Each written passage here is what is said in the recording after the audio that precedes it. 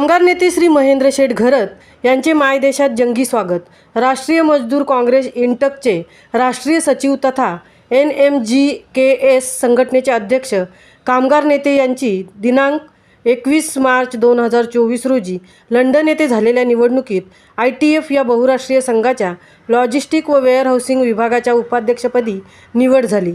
महेंद्रजी घरत हे ITF परिषद संपवून आज दिनांक 23 मार्च 2024 रोजी लंडनहून आपल्या मायदेशी परतले। शेलघर येथे त्यांचे सहकारी मित्र कामगार व घरत परिवारातील सदस्यांनी ढोल ताशांच्या गजरात तसेच फटाक्यांच्या आतषबाजीत जंगी स्वागत केले। 140 देश सदस्य असलेल्या ITF या बहुराष्ट्रीय संघाच्या उपाध्यक्षपदापर्यंत आगरी समाजातील कामगार नेता भरारी घेतोय ही समाजासाठी तसेच भारतीय कामगार क्षेत्रासाठी अभिमानाची बाब आहे। महेंद्र शेठ घरत या पदापर्यंत पोहोचण्याचे सर्व श्रेय प्रामाणिकपणे त्यांच्यासोबत असणाऱ्या कामगारांना व त्यांच्या सहकार्यांना देतात, हा त्यांचा मोठेपणा आहे। कामगार सहकारी व परिवाराकडून झालेल्या जंगी स्वागताने महेंद्र शेठ घरत भारावून गेले व या पदामुळे माझी कामगार क्षेत्रातील जबाबदारी वाढली असल्याचे त्यांनी नमूद केले। महामुंबईसह मिलिंद खारपाटील, पनवेल।